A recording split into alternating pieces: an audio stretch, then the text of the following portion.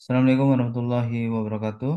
Eh, kita bertemu lagi di materi mata kuliah metodologi penelitian biokimia. Kali ini kita akan membahas terkait dengan tipe-tipe artikel ilmiah dan juga bagaimana membuat judul dan abstrak. Oke, baik. Coba kita share screen dulu.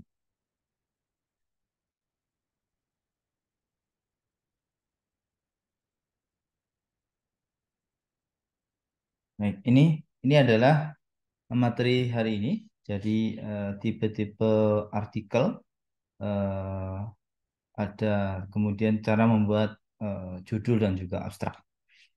Untuk penulisan jurnal ilmiah gitu ya, untuk penulisan jurnal ilmiah yang berkualitas. Jadi tipe naskah itu ada original research article, ada literatur review, kemudian ada letter notes atau letter atau notes gitu ya.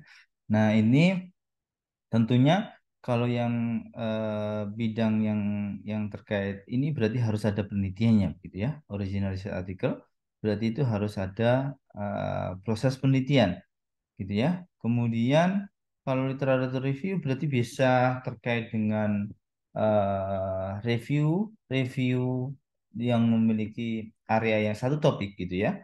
Terus kemudian biasanya dia diidentifikasi dengan jumlah referen yang sangat banyak. Tapi dengan literatur review biasanya ada keuntungan. Keuntungannya apa? Keuntungannya adalah citasinya akan semakin tinggi gitu ya.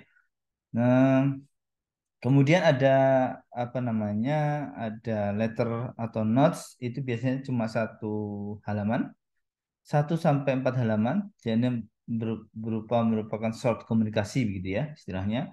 Kemudian ini adalah suatu ide original, tetapi tidak dikembangkan dengan sangat baik gitu, sangat besar gitu ya.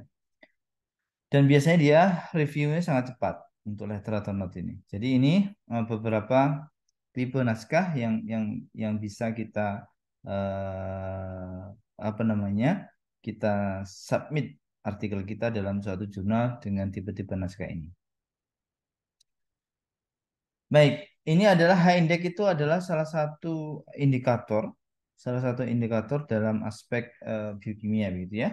Jadi banyak faktor dalam proses penentuan H-index. Salah satunya adalah seberapa besar jumlah apa namanya dokumen yang disitasi. Misalnya berarti kayak saya misalnya 11 berarti ada minimal ada 11 dokumen yang disitasinya jumlahnya 11 gitu ya. Itu misalnya seperti itu. Itu adalah H index dan di biokimia saat ini misalnya ini saya bandingkan di tahun 2020 dan dengan tahun 2023 misalnya 5 besarnya saat ini mengalami perubahan gitu ya. Mengalami perubahan dengan jumlah dokumen yang tertinggi saat ini adalah saya dengan dokumen 75 per hari ini gitu. Misalnya kita lihat ya, misalnya kita lihat salah satu contohnya adalah penentuan H index ya. Nah, oke, ini Scopus. Jadi Anda bisa lihat cek di Scopus untuk H index. Terus kemudian misalnya di author, terus first author cari nama nama penulisnya. Ini salah satu hal penting untuk Anda memilih pembimbing sebenarnya, gitu ya. Untuk memilih pembimbing, bidang ilmunya seperti apa itu bisa dicek melalui ini. Jadi melalui Scopus ini Anda bisa cek, terus kemudian, oke. Jadi misalnya jumlah dokumennya ada ini, H indexnya 11, misalnya seperti itu. Kemudian, oke, terus ini jumlah dokumen citasinya, gitu ya. Misalnya tahun 2023 aja ini, berarti citasi saya sudah 150 dokumen yang citasi semua artikel saya. Gitu, misalnya seperti itu ya. Terus kemudian ini jumlah artikel di tahun 2023 ada 23 artikel yang terindeks Scopus. Misalnya seperti itu. Jadi ini adalah salah satu cara Anda mengidentifikasi apa namanya artikel ilmiah. Baik, kita lanjutkan. Eh, Tipe struktur riset terkait dengan artikel riset gitu atau artikel ilmiah ya, itu biasanya itu ada tipe ini ya, ada title dulu, kemudian ada abstrak, ada keyword. Ini ya, yang udah ini berarti ini ini adalah eh, ini informasi penting yang harus terbaca oleh pembaca pertama kali yang lebih efisien dan efektif. Berarti Anda harus nulisnya dengan efisien dan efektif terkait informasi ini. Karena ini menjadi hal pertama untuk bisa diidentifikasi oleh pembaca. Nah, main tag-nya ini adalah mengikuti IMRAT ini. IMRAT ini berarti I-nya itu introduction, pendahuluan, M-nya itu metode, R-nya itu result, itu A-nya itu N, dan ini pembahasan, discussion, gitu ya. Itu ada yang memiliki IMRAT, model IMRAT gitu. Terus kemudian ada conclusion, ada acknowledgement, ada reference, dan ada supplementary data. Jika memang data itu tidak diikutkan dalam teks gitu. Jadi ada data lampiran gitu ya, data lampiran. Jadi ini ya, ini terkait dengan tipe-tipe struktur. Nah, struktur ini adalah riset artikel, bukan review ya, bukan review atau bukan note gitu. Jadi kalau review nanti beda lagi terkait dengan modelnya. Oke, ini adalah organisasi dari suatu apa namanya paper. Jadi yang pertama ada abstrak. Abstrak itu adalah peringkasan gitu ya, ringkasan apa ya penelitian yang Anda lakukan gitu ya. Pendahuluan itu adalah mengapa Anda melakukan penelitian itu gitu ya. Itu pendahuluan itu adalah itu ya. Eh, dan apakah apakah orang lain sudah melakukan sampai tahap apa orang lain itu melakukan itu di pendahuluan gitu ya, itu pertanyaan-pertanyaan. Eh, Metode itu adalah bagaimana menjawab pendahuluan. Nah, ya, pekerjaan apa yang untuk menjawab pendahuluan, kemudian hasil itu apa yang telah Anda dapatkan dari data-data dari berdasarkan metode, dan discussion apa yang eh, makna dari data-data tersebut. Itu ada diskusi, gitu ya. Diskusi itu makna dari data-data, sehingga data-data itu dibahas kemudian dibandingkan dengan data pembanding atau dengan data literatur dan seterusnya. Kemudian conclusion itu adalah 3 poin penting yang ingin dibaca oleh atau yang Anda inginkan itu akan dibaca menjadi bagian penting untuk dibaca oleh kolega Anda atau oleh pembaca jurnal yang Anda target. Jadi itu yang ini ya, yang perlu diperhatikan. Jadi poin penting apa sebenarnya itu yang harus disampaikan di dalam conclusion. Artinya begini, artinya nanti akan ketemu tujuan. Berarti tujuan itu akan ada di dua tempat ini, abstrak dan pendahuluan. Berarti kalau begitu dalam penulisan abstrak dan pendahuluan harus berbeda cara menulisnya. Kemudian summary hasil itu ada di sini juga ya. Ada di conclusion dan juga ada di abstrak. Sehingga nulisnya juga berbeda. Oke, nulisnya juga berbeda, jangan sama. Jangan copy paste, misalnya dari conclusion langsung di copy paste ke abstrak. Nah, itu nggak bisa. Itu kurang tidak bukan teknik menulis yang baik, gitu ya. Jadi harus diperhatikan terkait itu. Jadi kurang lebih ini ya. Jadi bagaimana proses menyusun suatu artikel? Biasanya kalau saya tuh menyusun artikel berarti ngambil dari kita membuat data tabel dulu. Ini yang pertama, nama ini. Nah setelah itu kita bisa pilih antara ini. Kalau saya biasanya ngambil dari sini dulu. Hasil dan pembahasan, hasil pembahasan. Kemudian saya lari ke metode, gitu ya. Kemudian saya lari ke metode.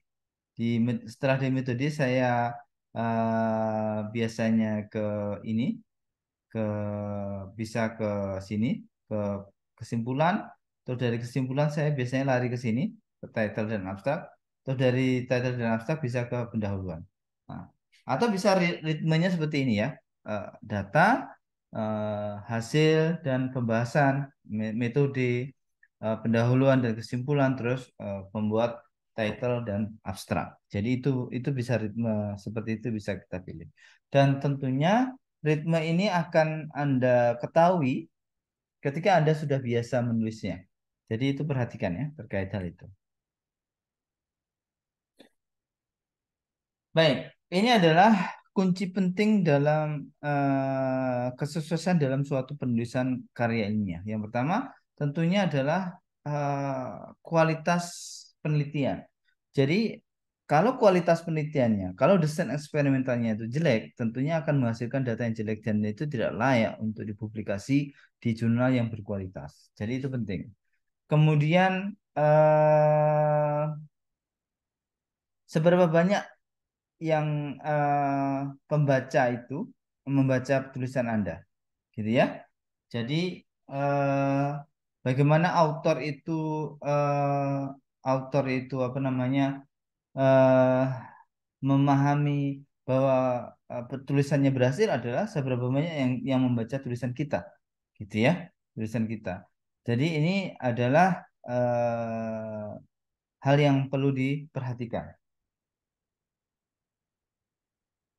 Nah, tentunya tentunya kita akan banyak memahami penulisan dengan baik begitu ya. Kalau kita semakin banyak membaca hasil-hasil penelitian orang lain yang sebidang. Jadi kita harus mengkaji bagaimana autor lain itu sukses menulis papernya. Jadi ini penting ya. Setelah kita membuat desain penelitian yang baik, yang kedua selanjutnya kita adalah mengkaji penelitian-penelitian lain yang sukses terbit di jurnal itu seperti apa. Nah, biasanya saya itu biasanya minimal atau lebih besar dari 10 10 paper di bidang yang sama. Jadi kalau satu nulis artikel. Kemudian setelah itu, jadi kita juga bisa apa namanya? Mencoba mencoba metode-metode mereka yang sudah sukses itu ke dalam paper kita. Jadi gayanya, metode penulisannya gitu ya, sehingga paper kita itu layak secara ilmiah itu bisa dikategorikan masuk dalam jajaran baik untuk dipublikasi di dalam suatu jurnal ilmiah, begitu. Jadi ini penting, jadi penting ya, penting sekali. Dan artinya begini, jadi kita harus punya seni bagaimana kita melakukan parafrase untuk apa namanya sehingga kualitasnya itu tidak terdeteksi sebagai plagiarisme, gitu kan? Nah, dari situ kita mencoba style kita dari aku apa namanya dari style-stylenya yang ada yang di jurnal itu kita ganti ubah ke gaya style kita gitu kan ke gaya kita tetapi dengan konsep yang sama dari jurnal itu. Jadi itu tuh menghilangkan apa namanya untuk menghilangkan yang disebut dengan eh, plagiarism gitu ya. Terus kemudian poin selanjutnya setelah kita membaca banyak naskah, terus kemudian kita mencoba mengikuti gaya-gaya yang ada di naskah itu adalah selanjutnya adalah praktek. Jadi tanpa praktek Anda tidak memiliki pengalaman bagaimana menulis yang baik. Terus kemudian jangan mudah menyerah, itu tahap terakhir. Jadi kalau misalnya Anda di reject baru 5 sampai 10 kali, itu jangan menyerah gitu ya. Jangan menyerah. Jadi harus tetap semangat.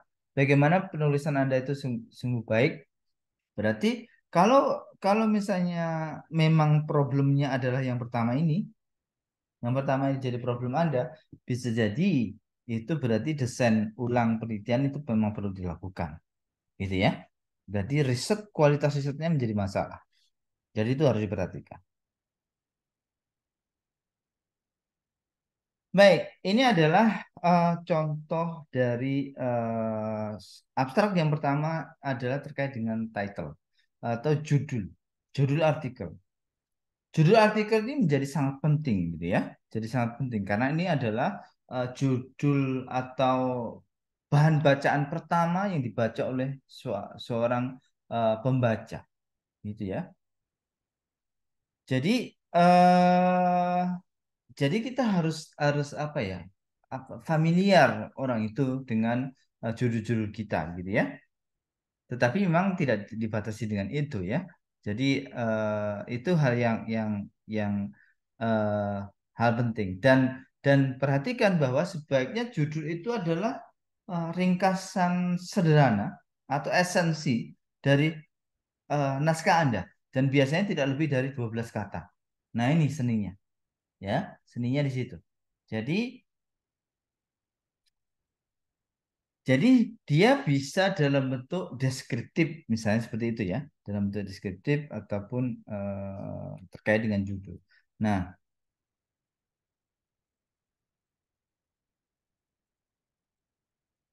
nah ini beberapa hal yang perlu di apa namanya diperhatikan terkait dengan efektivitas dari suatu judul. Jadi biasanya diidentifikasi dari isu-isu penting yang ada di paper. Isu pentingnya apa? Misalnya curcuminoid extraction. Jadi berarti kita isu pentingnya adalah terkait curcuminoid, ekstraksi curcuminoid.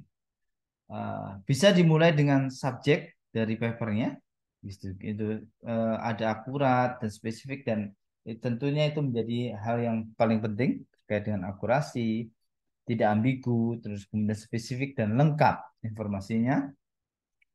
Nah, itu yang penting juga adalah pendek jika memungkinkan, karena biasanya eh judul itu sangat dibatasi oleh jumlah kata. eh Hindari penggunaan singkatan-singkatan karena itu membingungkan biasanya. Kemudian eh apa namanya ya? Buat pembaca itu buat pembaca tertarik dengan artikel kita. Jadi begitu ya. Jadi itu ingat bahwa eh, pembaca itu adalah potensial author yang nanti akan melakukan citasi artikel kita. Jadi itu harus diperhatikan. Nah, ketika kita submit atau ketika kita menulis artikel dengan apa namanya area yang sama, misalnya begitu ya, dengan area yang sama, pastikan bahwa judulnya berbeda. Satu paper dengan paper lain harus berbeda, gitu ya. Walaupun subjeknya sama di area yang sama, gitu ya. Nah, ini beberapa hal. Nanti saya pikir Anda harus praktek saja terkait ini. Jadi, perhatikan untuk menulis judul itu adalah mudah dipahami dengan kata-kata yang sederhana. Kemudian, apa namanya? Kalau Anda bingung, berarti bisa mencari kalimat-kalimat di apa namanya di kamus bahasa Inggris misalnya eh kemudian cari-cari alternatif kata dan seterusnya itu bisa dilakukan di kamus-kamus bahasa Inggris. Nah, ini beberapa hal yang harus dihindari ketika Anda membuat judul, misalnya redundant. Jadi misalnya on the design of, ya gitu, on the design of ini kan. Jadi biasanya ini bisa apa namanya, bisa diringkas menjadi design of, kan gitu. Jadi ini bisa dihilangkan, misalnya begitu ya. Bolding and constructive of simplified misalnya seperti itu dapat direplaced menjadi developed of a simplified misalnya begitu. Jadi ini eh, perhatikan terkait dengan eh, kalimat-kalimatnya ya. Hindari eh, kalimat-kalimat yang seperti itu. Jadi ini bisa digunakan di apa namanya? Bisa di alternatif dalam membuat judul misalnya begitu.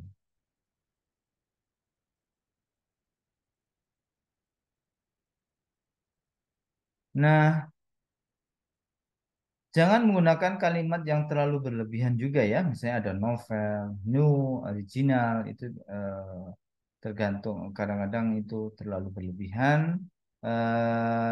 Bisa dimodifikasi dengan kalimat misalnya improve it, extended, misalnya seperti itu ya. Ini bisa diperhatikan.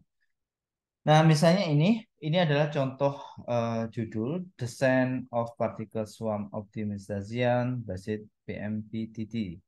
Jadi kalau dari proses ini, dari judul ini sangat eh, tidak ada yang sesuatu yang spesial. Jadi kalau tapi kalau dengan ditambah improve it, jadi ada kalimat improve it, particle swarm optimization, basit MTT for PV width. Nah, ini ada speciality-nya width ini kan, show strength, kekuatan, ada improve it di sini. Jadi ini sesuatu yang judulnya menjadi hal yang menarik, gitu ya. Jadi judulnya menjadi hal yang menarik. Eh, contoh kedua ini tuh judul ini sangat-sangat general, ya, sangat-sangat general. Itu general. Nah, judul yang bagus seperti apa? Misalnya gitu, simple, fast, and accurate. To the model for model. Nah, ini. Jadi harus kita tunjukkan kekuatan dari naskah kita. Ya, berarti artinya kajian yang harus dilakukan adalah terkait dengan kesederhanaan, terkait dengan kecepatan, terkait dengan akurasi dari fotovoltaik modul ini. Misalnya begitu ya. Itu yang harus diperhatikan.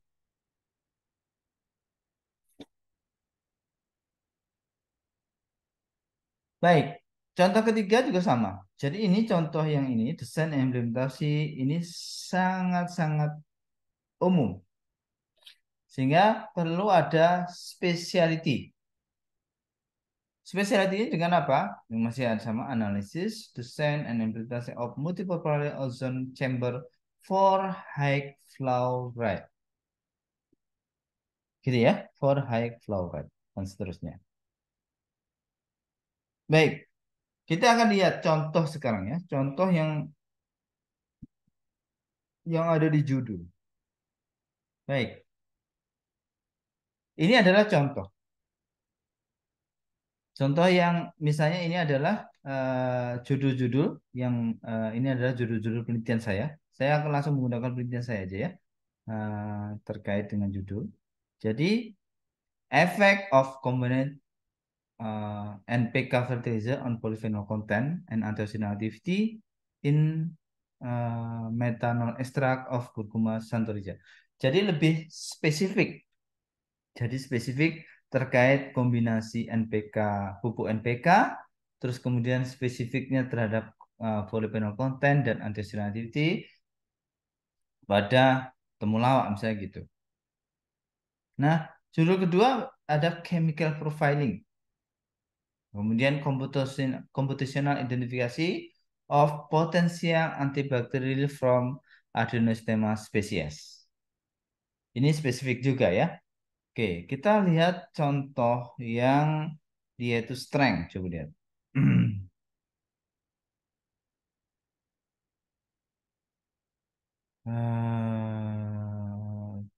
Ini lebih spesifik. Kemudian ini lebih spesifik juga.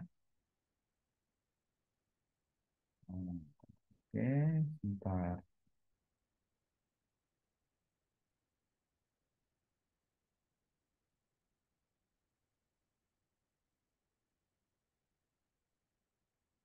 Hmm.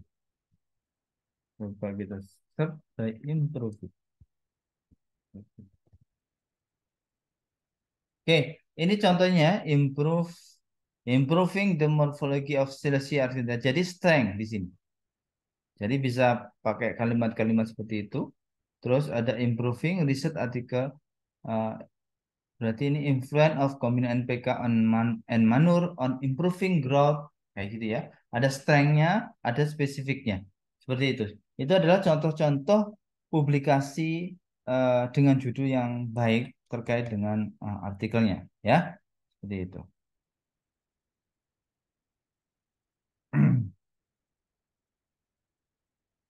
Nah, ini adalah contoh review paper, artikel review ya, artikel review. Eh, Jadi memang misalnya filling the gap Brasilia ini adalah terkait kekuatannya on klinik clinicopathology and hematobiochemistry in small ruminant every view. Misalnya seperti itu. Ada small ruminant berarti spesifikasinya gitu ya. Dan ini dan seterusnya. Jadi ini hal yang perlu Anda perhatikan ya dalam membuat tulisan. Misalnya ini adalah PTSD related neuroimaging abnormality. Ini berarti strength-nya in brain function, structure and biochemistry. Ini adalah spesifikasinya, gitu ya. Oke, ini critical review metabolism study on chiral pesticide. Bisa seperti itu. Ini adalah terkait critical review-nya.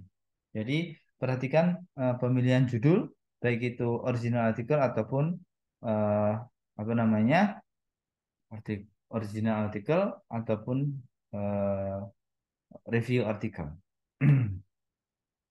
Nah, selanjutnya adalah kita dalam bagaimana Anda membuat abstrak gitu ya. Jadi biasanya kalau saya mau melakukan citasi dalam suatu artikel itu biasanya abstraknya yang saya baca. Selain judul, saya juga membaca abstrak supaya cepat gitu ya. Jadi abstrak itu menjadi penting bagi Anda untuk bisa menyampaikan apa sebenarnya eh, hasil penelitian Anda itu. Jadi secara penting itu perlu ditampilkan. Dan biasanya abstrak itu eh, tidak boleh lebih dari 50 sampai 250 kata.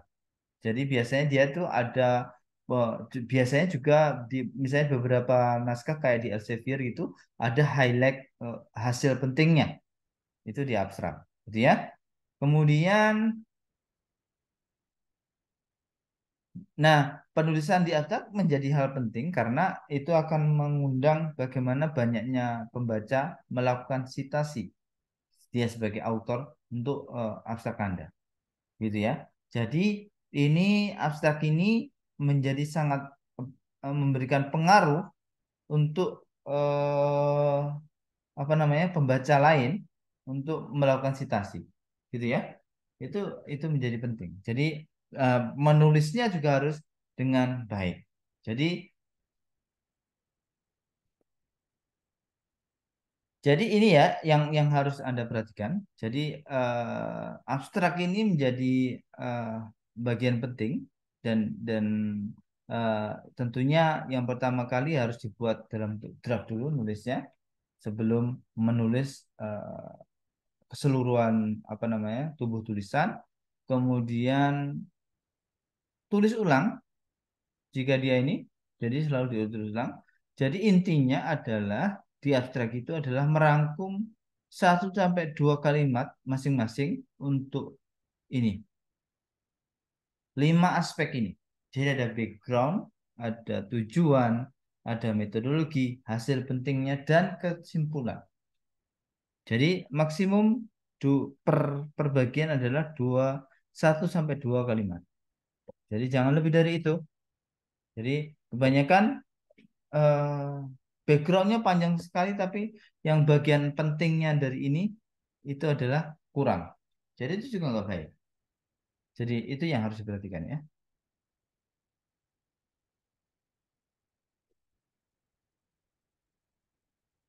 Jadi harus informatif, harus informatif. Jangan hanya indikatif, ya. Jangan hanya indikatif. Misalnya abstrak itu harus informatif seperti apa? Misalnya indikatif ini voltage sebagai fungsi temperatur telah diukur. Ini indikatif. Tapi misalnya dia ini ya diukur tapi nilainya ketahuan seperti ini. Dengan nilai 30 vol misalnya, milivol misalnya gitu ya. Nah, itu berarti sesuatu yang baik tentunya. Ya, misalnya begitu. Jadi ini ada nilainya, berarti informasinya jelas, gitu ya. Itu berarti hal yang perlu diperhatikan. Eh, jadi abstrak itu sesuatu yang berdiri sendiri. Jadi tidak memiliki suatu referen. Jadi biasanya eh, dalam hal singkatan. Jadi dalam hal singkatan, biasanya singkatan jika ada itu singkatan, jadi dia hanya digunakan eh, di apa? Jadi kalimat itu disingkat kalau memang itu digunakan berulang di abstrak itu. Misalnya DPPH. Ya kan? Singkatannya kan, misalnya ketika Anda menulis pertama tujuan itu menggunakan aktivitas antioksidan, menggunakan satu-satu difenil 2 fiklorhidrazil atau dalam kurung DPPH. Berarti selanjutnya di hasil cukup antioksidan DPPH misalnya seperti itu. Berarti itu singkatan, eh, tapi kalau memang itu tidak dimunculkan dalam berulangan, jadi tidak perlu disingkat. Jadi itu yang perlu diperhatikan ya.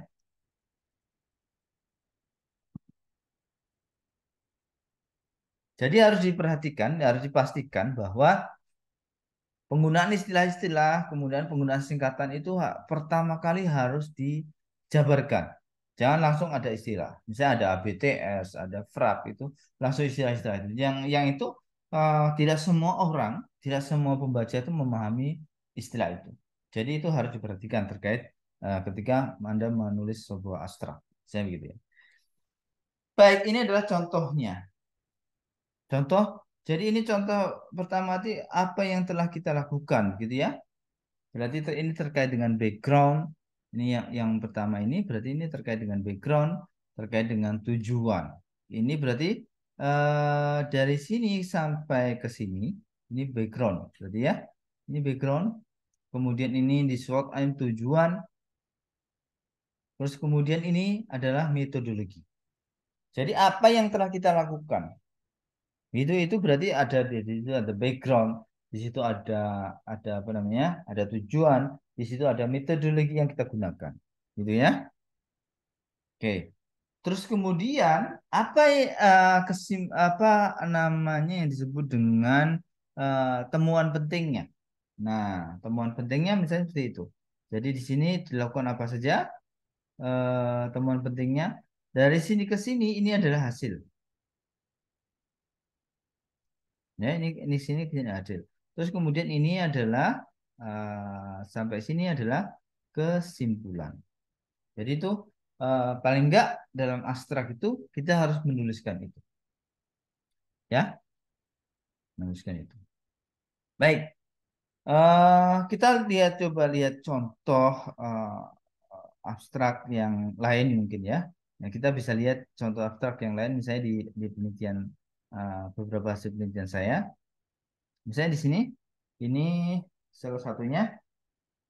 Baik, di sini eh, ini berarti adalah bagian dari abstrak yang terkait dengan apa namanya latar belakang, latar belakang. Terus kemudian ini adalah tujuannya, kemudian ini adalah metodenya, gitu ya, metodenya. Terus ini adalah hasilnya, hasil berarti sampai sini, gitu kan? Terus kemudian ini adalah kesimpulannya. Jadi paling enggak seperti itu. Walaupun tidak semuanya ngikutin model seperti itu. Akan sangat tergantung model jurnalnya ya, model jurnalnya. Misalnya saya kasih contoh ya, ada jurnal yang misalnya jurnal ini ya. Jurnal ini dia itu tidak menginginkan adanya latar belakang dan tujuan. Dia menginginkan langsung eh, pembahasan. Oke, langsung hasil, hasil gitu ya, hasil dan hasilnya itu ditunjukkan sebagai abstrak. Jadi ini beberapa contoh. Tapi yang rule-nya yang penting yang sering di umum digunakan di dalam tulisan ini adalah yang ini. Jadi model yang ini ya. Model yang ini sering digunakan dalam teknik penulisan ilmiah. Baik, itu ya. Mudah-mudahan bermanfaat buat Anda semua. Eh, Sekian dari saya. Assalamualaikum warahmatullahi wabarakatuh.